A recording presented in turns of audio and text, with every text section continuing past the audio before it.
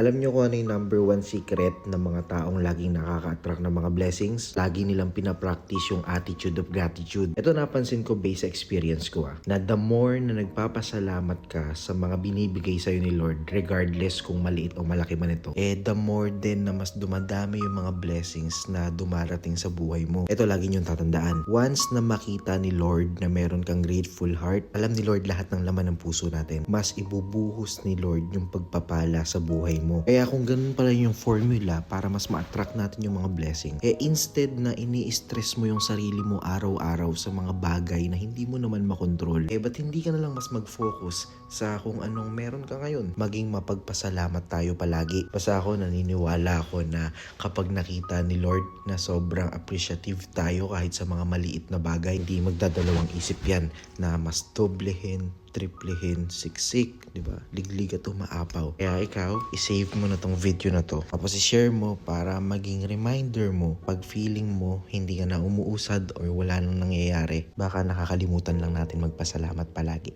Follow me.